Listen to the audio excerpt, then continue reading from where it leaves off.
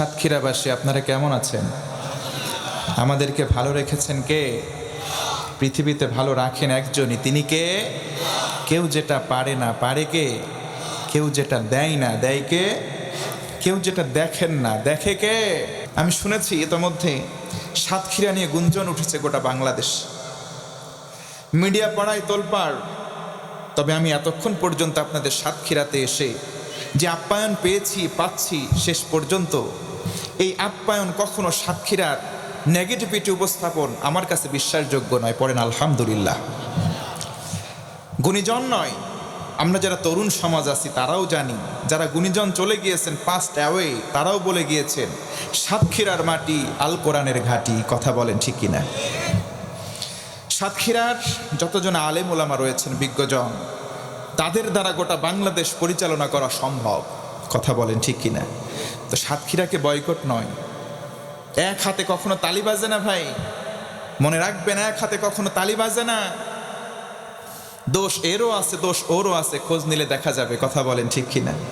তো ইসলাম আছে যেখানে আমরাও থাকবো, কোরআন আছে যেখানে আমরা আছি, নবীর সুন্নাহ আছে যেখানে আমরা থাকবো। আল্লাহ রাব্বুল আলামিন বলেন, ইমান যদি কোনো বান্দা আনতে পারে, মুমিন যদি হয়ে যায়, 1 নম্বর সেরা হয়ে যাবে, 2 নম্বর আল্লাহর সন্তুষ্টি পাবে, 3 নম্বর পুরস্কার হলো দুনিয়ার জমিনে প্রকৃত সম্মানের মালিকানা হয়ে যাবে। জোরে বলুন সুবহানাল্লাহ। ভাইরা বলেন তো, সম্মান দেওয়ার মালিক কে? আরো জোরে বলেন কে? ওয়া তুইজ্জু মান তাশাউ ওয়া তুযিল্লু মান তাশাউ বিয়াদিকাল খায়র। আল্লাহ ডেকে ডেকে বলেন, ও গোলাম, সম্মান সম্মান দেওয়ার মালিক আমি আল্লাহ, বেইজ্জত করার মালিক আমি আল্লাহ, কিন্তু গোলাম প্রকৃত সম্মান আমি আল্লাহর হাতে। কল্যাণকর যা আছে একমাত্র দিতে পারেন একজন। আওয়াজ তুলে বলেন তিনি কে? আল্লাহ রাব্বুল আলামিন বলেন, ওয়ালিল্লাহিল ইজ্জাতু ওয়ালি রাসূলিহি ওয়ালিল মুমিনিনা ওয়ালা ইন্নাল মুনাফিকিনা লা ইয়ালামুন।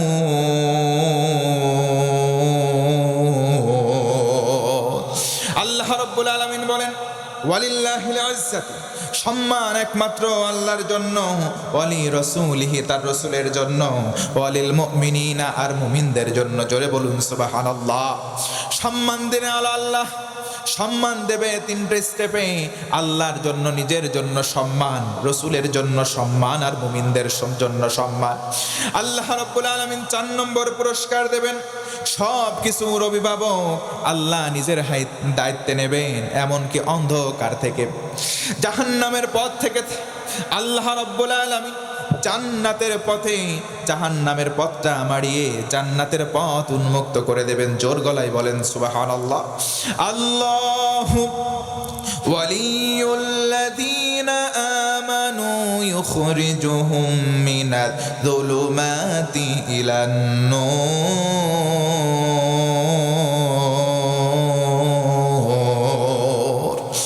আল্লাহ রাব্বুল আলামিন বলেন, আমি আল্লাহ ওলি হব, শুধুমাত্র শর্ত হলো মুমিন হও। আমরা সবাই ঈমান আনবো ইনশাআল্লাহ। 5 নম্বর পুরস্কার হলো সুমহান মর্যাদা লাভ করা যাবে। আল্লাহ রাব্বুল আলামিন বলেন, ওয়া মিন ইয়ামাইয়াতিহি মুমিনান ক্বাদ আমিলাস সালিহাতি ফাউলাইকা লাহুমুদ দারাজাতুল উলা। জোরে বলুন না একবার আল্লাহু আকবার। আল্লাহ রাব্বুল আলামিন বলেন, কেউ যদি মুমিন হয়, পাশাপাশি যদি নেক আমল করে, আল্লাহ রাব্বুল আলামিন তার জন্য সম্মানজনক মর্যাদা দেবেন। জোরে বলুন সুবহানাল্লাহ। আমার বন্ধুগণ, গভীর মনোযোগ বাড়ান। 6 নম্বর পুরস্কার আল্লাহ রাব্বুল আলামিন বলেন, যদি মুমিন হতে পারো, একমাত্র সাহায্যকারী হব আমি আল্লাহ। বলেন তো ভাইরা, সাহায্য যদি আল্লাহ করেন, দুনিয়ার কোনো ভয় আমাদের আছে নাকি? আরো জোরে বলেন, থাকতে পারে? আল্লাহ রাব্বুল আলামিন বলেন, সুম্মা নুনাজ্জি রুসুলানা ওয়াল্লাযীনা আমানু কাযালিকা হাক্কান আলাইনা নুনজিল মুমিনিন।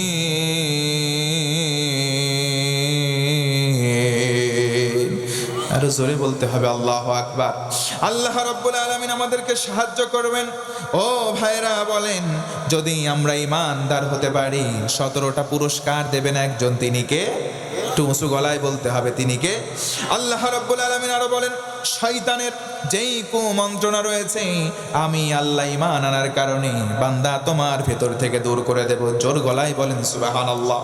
আল্লাহ রাব্বুল আলামিন বলেন, ইন্নাহু লাইসা লাহু সুলতানুন আলাল্লাযীনা আমানু ওয়া আলা রাব্বিহিম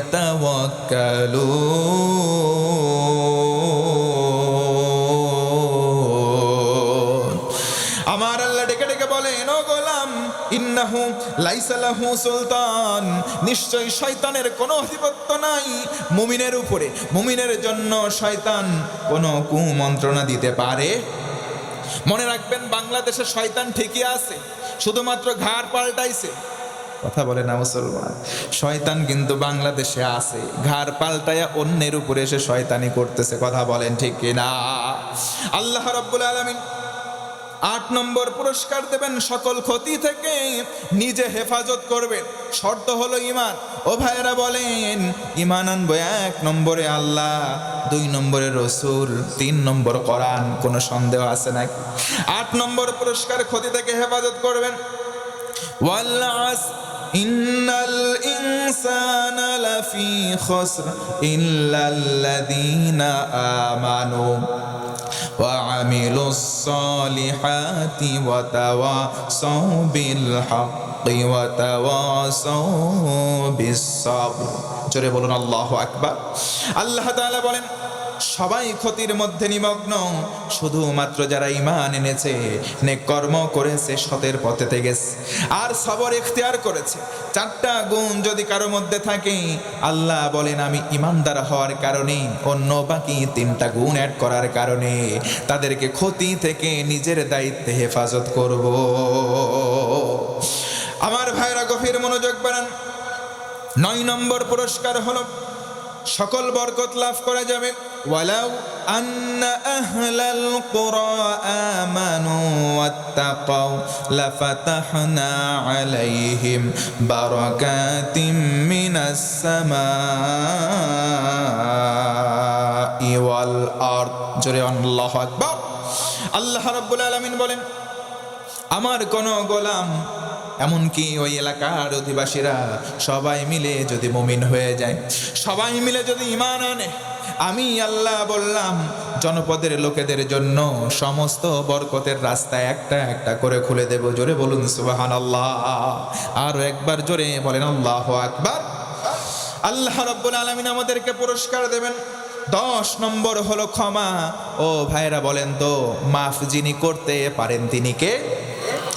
وعد الله الذين آمنوا وعملوا الصالحات لهم مغفرة وأجر عظيم।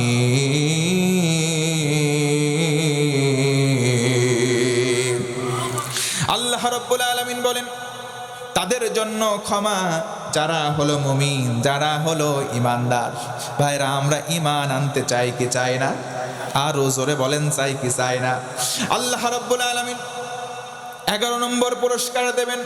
পিছনের জীবনে যত গুনাহ আছে সব গুনাহগুলো বদল করে নেকি বানিয়ে দেবেন। জোর গলায় একবার সুবহানাল্লাহ। আল্লাহ রাব্বুল আলামিন বলেন, মান তাবা ওয়া আমানা ওয়া আমিলা আমালান সালিহান ফাউলাইকা ইউবাদদিলুল্লাহু সাইয়্যাতিহিম হাসানাত। আল্লাহু আকবার। মান তাবা ওয়া আমানা, যাহারা তওবা করলো, যারা ঈমানটাকে মজবুত করলো, আমি আল্লাহ বললাম ফাউলাইকা, তাদের সবাইকে, ইউবাদদিলুল্লাহু সাইয়্যাতিহিম হাসানাত, তাদের গুনাহগুলো আমি আল্লাহ নেকি দ্বারা বদল করে দেব। জোরে বলুন সুবহানাল্লাহ। আরো জোরে একবার বলুন আল্লাহু আকবার। এই যে পুরস্কারগুলো আমরা পাচ্ছি, পাবো, কোনো সন্দেহ আছে নাকি? তাহলে শর্ত ঈমান আনতে হবে কার প্রতি? 2 নম্বর রসুল, আর 3 নম্বর কোরআন। আচ্ছা ভাইরা বলেন তো দেখি, এই তিনটার প্রতি ঈমান আনার পাশাপাশি নামাজ পড়ার দরকার আছে না নাই? একটু জোর গলায় বলেন না আছে না নাই? কিন্তু আমার ভাইরা, গভীর পরিতাপের বিষয় হলো আজকে সমাজে মুসল্লি, এই মুসল্লিরা ঠিক মতো 5 ওয়াক্ত নামাজ পড়তে চায় না। কথা বলেন ঠিক কিনা? এই মুসল্লিদের নাম দেখবেন 5 প্রকার। জোরে বলেন তো কয় প্রকার?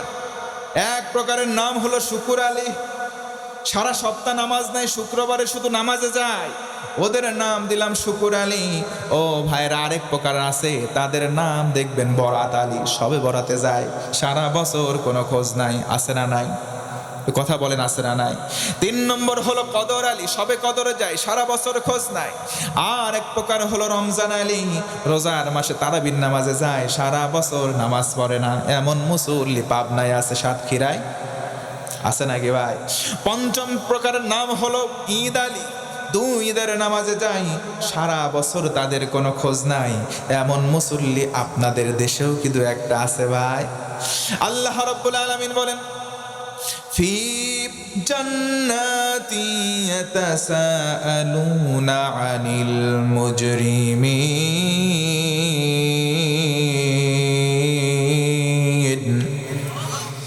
ফি জান্নাতি ইয়াতাসাআলুনা আনিল মুজরিমিন, মা সালাকাকুম ফি সাকার, قالوا لم نك من المصلين।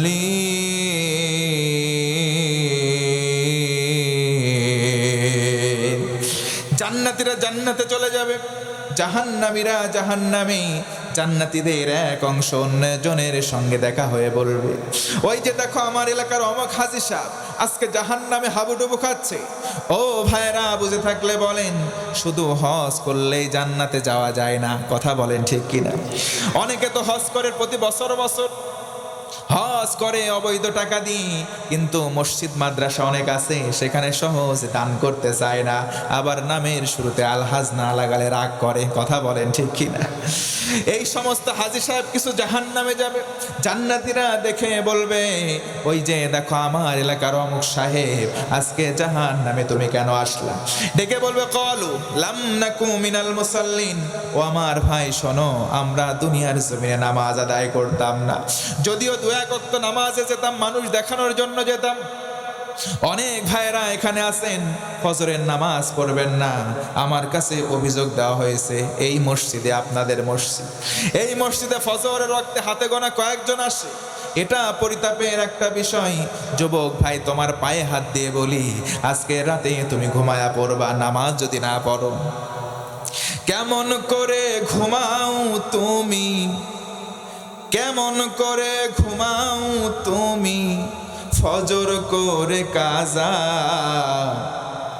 এমনও তো হতে পারি জোহরে জানাজা তোমার, এমনও তো হতে পারি জোহরে জানাজা।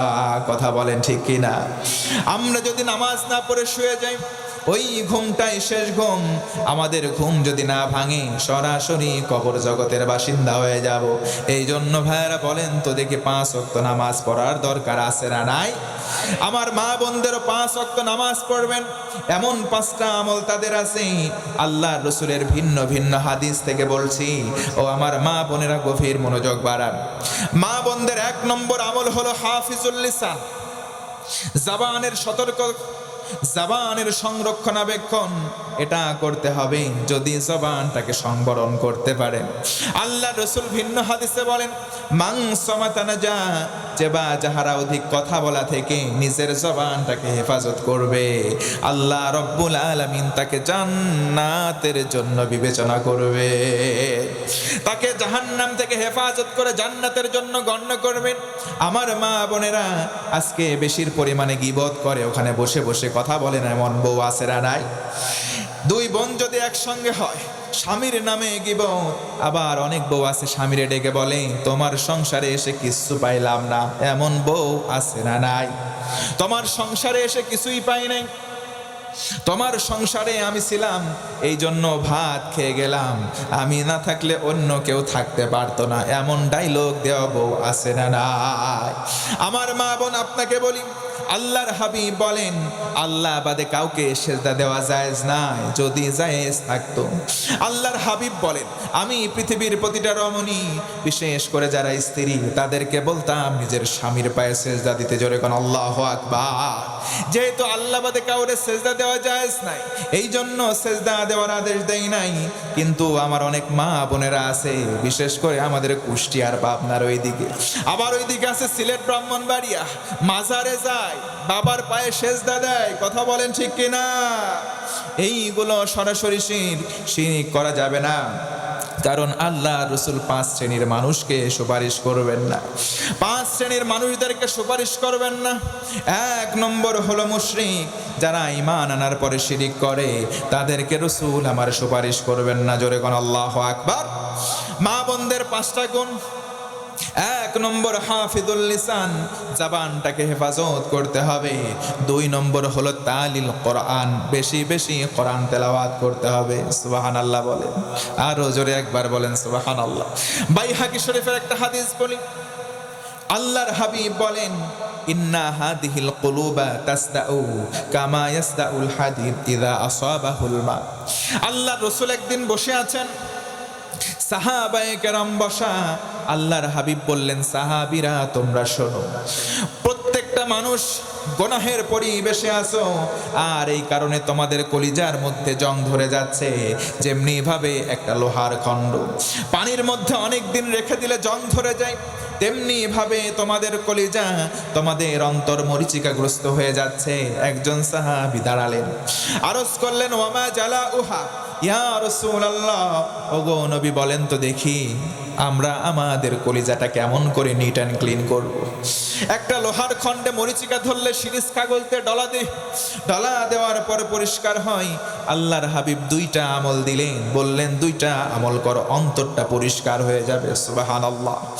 1 নম্বর কলা, তিনি বলেন কাসরাতু যিকরিল মাউত, বেশি বেশি মরণের স্মরণ করো। 2 নম্বর তিলাওয়াতিল কোরআন, বেশি বেশি কোরআন পড়ো। আমার মা বোনেরা, 5টা আমলের 2 নম্বর আমল হলো তালিল কোরআন, বেশি বেশি কোরআন পড়তে হবে। কারণ কি, নবীজি অন্য হাদিসে বলেন আল কোরআন হুজ্জাতুল লাকা ওয়া আলাইক, কোরআন তোমার পক্ষে, না হয় কোরআন তোমার বিপক্ষে, কিয়ামতের দিন সাক্ষী দেবে। জোরে বলুন সুবহানাল্লাহ। আল্লাহর রাসূল ভিন্ন হাদিসে বলেন খায়রুকুম মান তাআল্লামাল কোরআন ওয়া আল্লামা, যারা কোরআন শেখে, অন্য মানুষদের কোরআন শেখায়, এই মানুষগুলো দুনিয়ার ভেতরে সব চাইতে উত্তম হয়ে যায়। জোরে বলুন সুবহানাল্লাহ। আফদালুল ইবাদাতি তিলাওয়াতিল কোরআন। ও সাতক্ষীরার জনগণ, আল্লাহর হাবিব বলেন দুনিয়ার মধ্যে যত প্রকার ইবাদত আছে, সব ইবাদতের মধ্যে আফদালুল ইবাদাত, আল্লাহর রাসূল বলেন সবচাইতে সেরা ইবাদত তেলাওয়াতুল কোরআন। জোরে বলুন সুবহানাল্লাহ। এই কোরআনে কারীম থেকে আমার মা বোনেরা বেশি বেশি পড়বেন, আমার বাবাজিরা কোরআন বেশি বেশি পড়বেন। পৃথিবীতে 3টা দিক রয়েছে, তাকালেই সওয়াব হয়। সুবহানাল্লাহ নাই। 1 নম্বর আন-নাযারু ইলাল কাবা, হজে গিয়ে যারা কাবা চত্বরে কাবার দিকে তাকিয়ে থাকে, রহমতের ফেরেশতারা রহমত বর্ষণ করে। জোরে বলুন সুবহানাল্লাহ। 2 নম্বর আন-নাযারু ইলা ওয়াজহিল ওয়ালিদাইন, পিতা মাতার চেহারার দিকে সন্তান যদি নেক নজরে তাকায়, একটা করে কবুল হজের সওয়াব দেওয়া হয়। জোরে বলুন সুবহানাল্লাহ। এই যে মায়ের কথা বলা হলে অনেক মুরব্বী বাবাজিরা আছে যারা মা হারা সন্তান, চোখের কোণে পানি চলে আসে। মায়ের কান্দন যাব জীবন, 2-4 মাস বোনের কান্দন রে, ওরে ঘরের পরিবারের কান্দন 2-1 দিন পর থাকে না। গর্ভধারিণী মা, জনম দুঃখিনী মা, কপাল পোড়াহায় আমার জন্মদাত্রী মা। কথা বলেন ঠিক কিনা? আল্লাহ রাসূল বলেন, ও আমার উম্মত, আল জান্নাত তাহতা আকদামিল উম্মাহাত, মায়ের পায়ের নিচে সন্তানের জন্য জান্নাত। জোরে বলুন সুবহানাল্লাহ। শুধু তাই নয়, হুমা জান্নাতুকা ওয়া নারুক, আল্লাহর হাবিব বলেন ও আমার উম্মত, শুধু তাই নয়, মা বাবা তোমার জান্নাতে যাওয়ার কারণ না হয়, মা বাবা তোমার জাহান্নামে যাওয়ার কারণ হয়। সন্তান যারা আছেন গভীর মনোযোগ, মা বাবার সঙ্গে কালিমাতিন ওফ ও হরুর কোনো আচরণ আমরা বেঁচে থাকতে জীবদ্দশায় করব না ইনশাআল্লাহ বলে। আর যারা মা বাবা হারিয়ে ফেলেছে তারা আমরা দোয়া করব, রব্বির হামহুমা কামা রব্বায়ানি সগীরা। পারেন না? পড়েন, রব্বির হামহুমা কামা রব্বায়ানি সগীরা। আল্লাহ ছোটবেলায় যেমন করে আমাদেরকে দেখাশোনা করেছে বাপ মা, আজকে তোমার হাওলা করে দিলাম, তুমিও তাদের প্রতি রহম দিল হয়ে। সুবহানাল্লাহ। আমার মা বোনেরা গভীর মনোযোগ বাড়ান। 5টা আমলের মধ্যে 2 নম্বর আমল বেশি বেশি কোরআন কারীম তেলাওয়াত করতে হবে, কারণ আল্লাহ রাসূল ওই যে 3 নম্বরে বললেন, আন-নাযারু ইলাল মাসাহিফ আবিল কোরআনুল কারীম, কেউ যদি কোরআনের দিকে তাকিয়েও থাকে, যতক্ষণ তাকিয়ে থাকবে রহমতের ফেরেশতারা বেষ্টন করে থাকে। জোরে বলুন সুবহানাল্লাহ। ওয়া ইদা তুলিয়াত আলাইহিম আয়াতুহু সাদাতুহুম ঈমানাও ওয়া আলা রাব্বিহিম ইয়াতাওয়াক্কালুন। এই কোরআনে কারীম যখন মুমিনদের সামনে পাঠ করা হয়, তেলাওয়াত করা হয়, মুমিনদের ঈমান যা আছে পরিমাণে আরো বেড়ে যায়। জোরে বলুন সুবহানাল্লাহ। আরো জোরে একবার আল্লাহু আকবার। ভাইরা বুঝে থাকলে বলেন তো দেখি, ঈমানের পুরস্কার সর্বমোট কয়টা? 17টা পুরস্কার। মা বোনদের 5টা আমল, তার মধ্যে 2টা আমল বলেছি, আর বাকি আছে কয়টা? আমার ভাইয়েরা গভীর মনোযোগ বাড়িয়ে দেন। কেউ যদি মুমিন হয়, কেউ যদি ইমানদার হয়ে যায়, আল্লাহ রব্বুল আলামিন তারে পুরস্কার দেবেন 17টা। 12 নম্বর হলো ফেরেশতারা তার জন্য দোয়া করবে। ফেরেশতারা ডেকে ডেকে বলবে, আল্লাহ তারা মাসুম, তাদেরকে ক্ষমা করে দাও, তাদের জন্য জান্নাতে একটা মাকাম দিয়ে দাও। জোরে বলুন সুবহানাল্লাহ। মা বোনদের আরো 3টা পয়েন্ট বাকি আছে, সেই দিকে যে মা বোনদেরকে নবীজি বলেন, তোমরা তোমাদের সামর্থ্য অনুযায়ী খাদ্য প্রদান করো অভাবীদের মাঝ, এরপরে তোমরা সাধ্য অনুযায়ী বস্ত্র দান করে দাও। কেউ যদি ভিখারি হয়, সায়েল হয়, বাড়িতে তাকে সামর্থ্য থাকলে ফেরত দেওয়া যাবে না। আমার বন্ধুগণ গভীর মনোযোগ বাড়ান। অভাবীদেরকে যদি আমরা কিছু সামর্থ্য অনুযায়ী দান করি, আল্লাহ তাআলা খুশি হয়ে যাবে। হাসরের দিন আল্লাহ ডেকে বলবেন, ও আদম সন্তান, তোমার কাছে হাত পেতেছিলাম কেন দাও নাই? আদম সন্তান ডেকে বলবে, আল্লাহ তুমি তো আমাদের রব, তোমারে কেমন করে দেব আমাদের তো বুঝে আসে না। আল্লাহ ডেকে বলবেন, তোমার কাছে দুনিয়ার একজন গিয়েছিল, হাত পেতে তোমার কাছে কিছু চেয়েছিল, তুমি যদি তারে দিতে, ওই দেওয়াটাই আমি আল্লাহরে দেওয়া হতো।